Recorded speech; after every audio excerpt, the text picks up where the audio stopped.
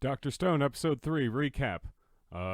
We start right after we find out that Taiju is evil, wants to kill all the old people, and uh, Senku realizes that he can't let this man know that they, like, how to make the revival fluid. He can't let him know where the revival fluid comes from. And then uh, Taiju comes along and he just kind of spills the beans of, hey, we just got more revival fluid from the cave over there. And Tsukasa uh, basically asks where that is, and Senku tells him so that he goes and investigates so that they can revive Yuzuriha and get away to go craft weapons of science. So, what did you like? I like so much from this episode. This is one of the best episodes in the entire show. It's okay. I probably won't say that. It's one of the best expository dump episodes that any show has ever managed to put together, because it's really good. It tells us a lot about the characters and a lot about some philosophy. But there's two lines in particular that really stuck out to me in this episode, which is the first one is Senku is telling Taiju that they need to run, and that Tsukasa is just a bad deal because Taiju hadn't witnessed anything. He wasn't there for the conversation that Senku had, and he didn't know any of these things about Tsukasa, and so yeah, they're just panicking and trying to leave. And at one point, Senku, he says, "Why are we running from Tsukasa? He's a good guy." And Senku turns around and he says, "Yeah, he's a good guy and a murderer." I think that's interesting that those aren't mutually exclusive in Senku's mind. I think that says a little bit about him. About I don't know, like, I guess it's him saying that, yeah, they needed him. Like, they absolutely, like, they've been living not only in luxury for the past probably 36 hours at this point, but he literally saved their lives. Like, he was a good person to us, but uh, he's a murderer. He's killing these old people just because they're older. And that is I don't know. I think it's weird that, I guess it's him saying that it depends on who you are. This person's going to treat you with two extremes, which is either I'm your messiah through this new world that I'm creating, or you are a demon and I must slay you. So I guess that's what Senku's getting at there. I just think it's a really interesting line. And then my other favorite line from this episode is "There's no deal there," which is a reference to when Taiju finds out that Tsukasa is killing people, which is an awful scene, by the way. It's Tsukasa is coming back from the cave to get the nitric acid. And on his way back, he finds a family that was turned to stone. You see a little boy, a little girl, and a mother and a father next to them, and they're all turned to stone. And then when he like stops to take a look at them all, and when he comes back to the camp to confront Senku and Taiju, he's holding the remains of the father's face. So like he is indiscriminately killing people over a certain age just because they're over a certain age. It doesn't matter if he's making orphans, doesn't matter what this person did in their life, they are objectively evil, and that cannot change from his point of view just because they hit a certain age. And I think that's obviously pretty messed up. But so the line that I like, the "there is no deal here," is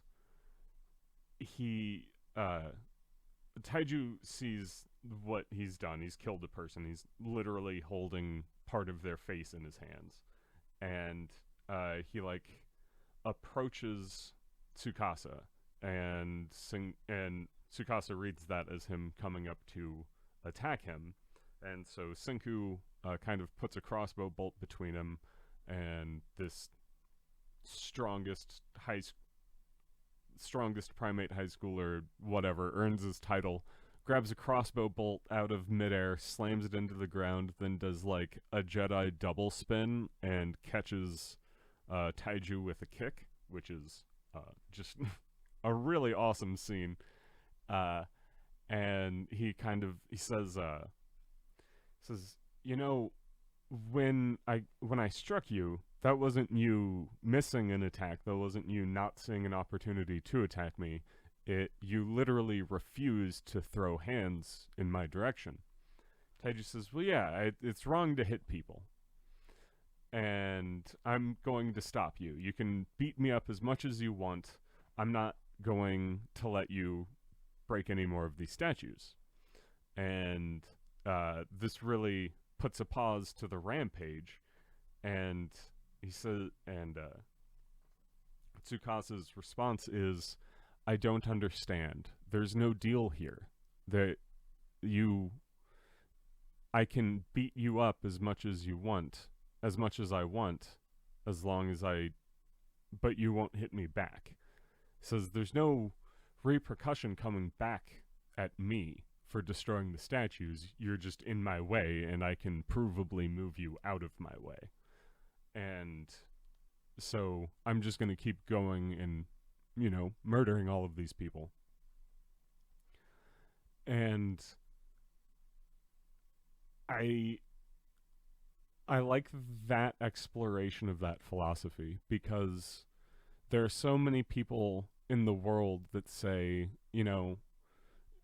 violence is never the answer. Like, you can rise above any solution, and as long as you're the better person, then things are going to work out in the end.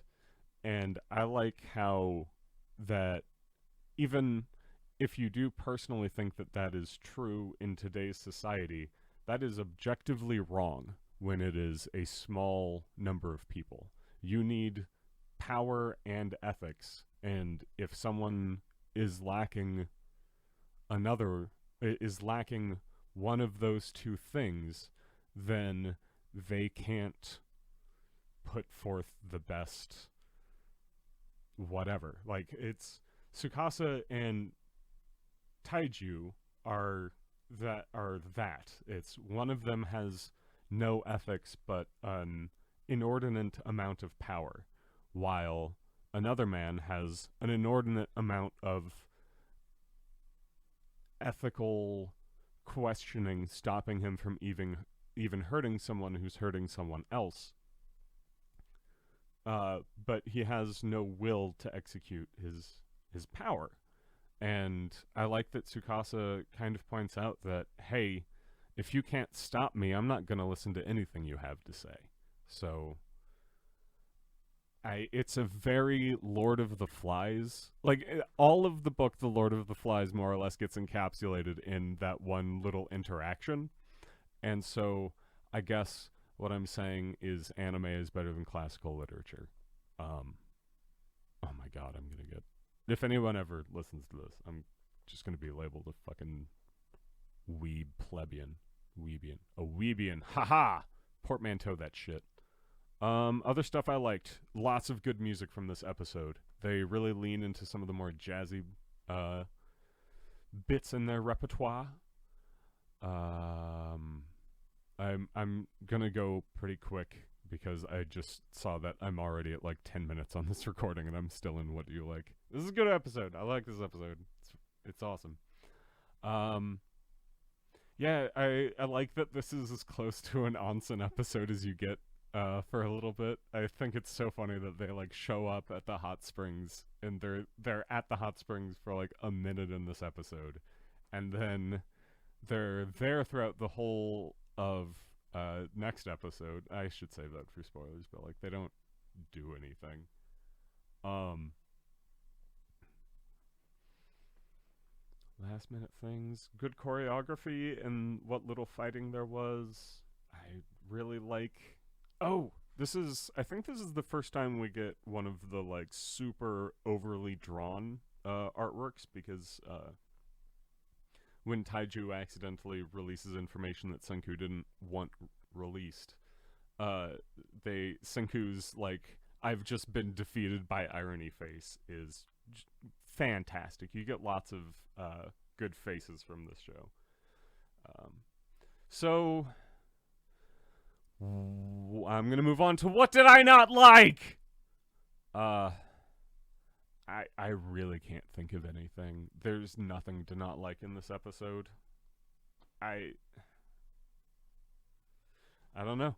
Yeah, I nothing. I didn't like nothing. I, it's just great. If you're going to have an exposition episode like this, um, uh, then take fucking notes when you watch this episode, because there's good action, there's good character beats, and it lays the groundwork for the rest of the plot of this season. So I guess on that note, I'm going to go into spoilers.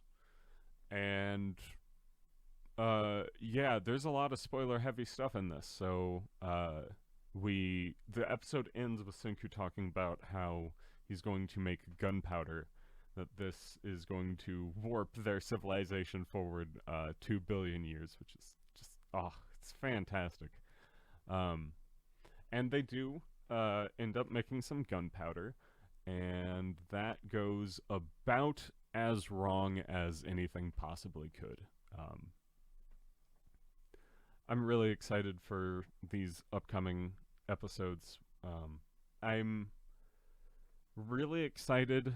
I think it's a few more episodes we get the death of Senku, and then after that it becomes the Senku show. We really get to dive into the actual main character and the stuff that he does in the world, and those episodes are just some of the best. I'm trying to think of other spoilery stuff. The gunpowder goes wrong. Mostly Tsukasa meets up with him. Yeah, I'm just excited. I'm excited to. I like seeing. I like that Senku fails, a lot as he's like stumbling, because this is some of the situations he gets in. Like, I know when I'm playing like Civilization or something like that, and I get into some war that I really shouldn't have, or I stay in a war that I should have gotten into for like way too long, and they get tech upgrades on me or whatever. I'm real quick to just slam that restart button, and I like that Senku gets to fail so much early on, because it is like it's proof to him that he doesn't get that reset button. Like there's no he gets to feel the impact of wrong choices.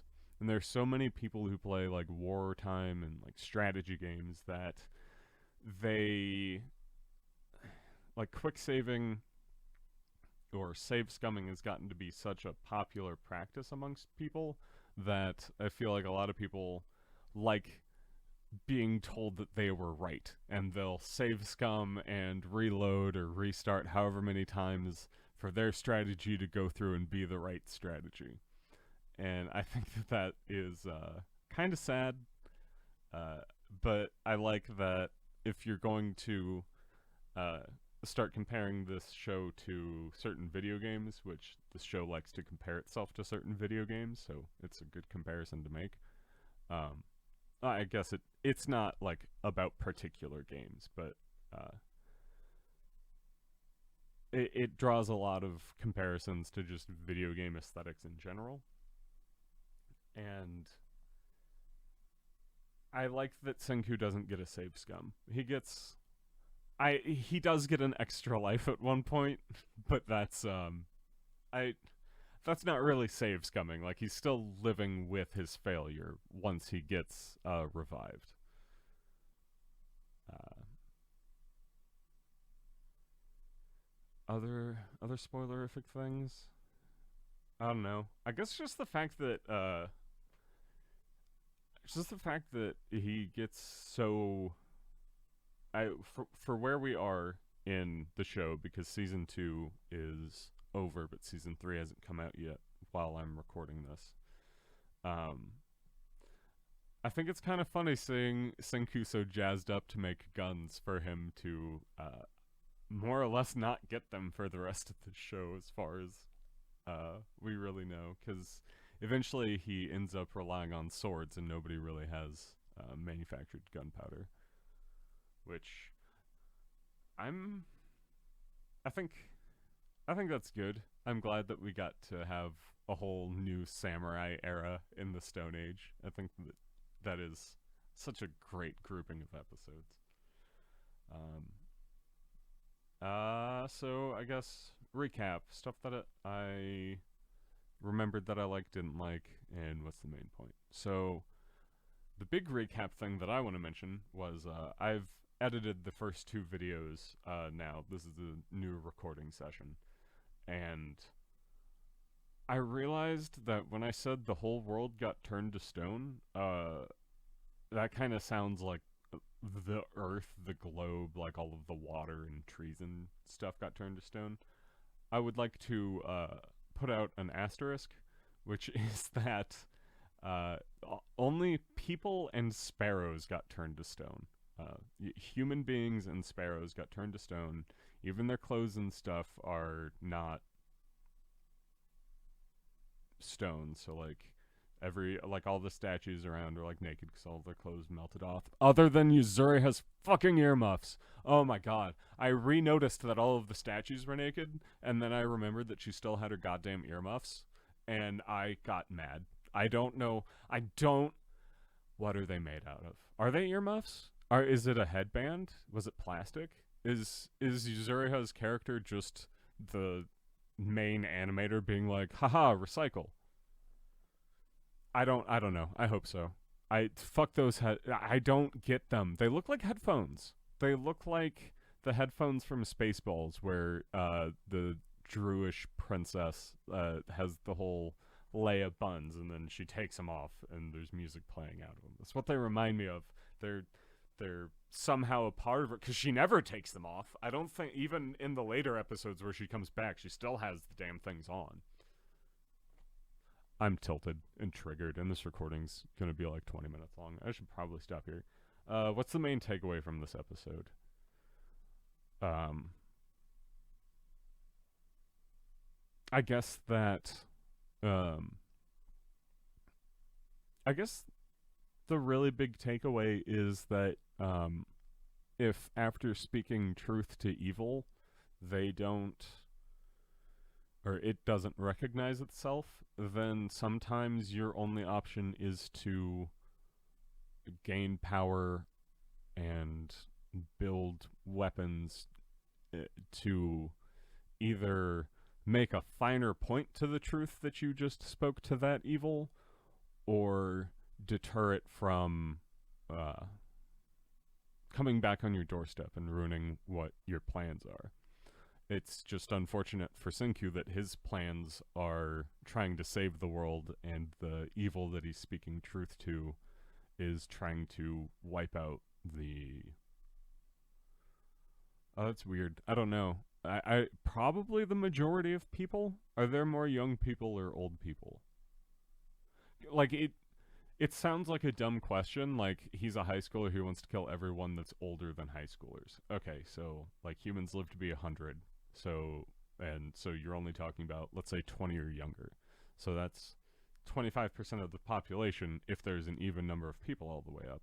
But like old people die and they make more young people before they die. Like there's always that's the whole issue with growing populations and stuff like that, is that we like it's basic multiplication. There's a reason why when scientists talk about reproduction, it's always rabbits are multiplying. There's never, oh, we added a rabbit. No, it's generations multiply. They don't add. Right? And I know technically, if you want to get really like weird and discreet about it, multiplication and addition are just different forms of the same thing. But we're not, this isn't math. This is science class with Dr. Stone. And oh my god, I've been talking for a whole 20 minutes. I need to get off this mic. Episode 4 coming soon. Watch the show. I love you.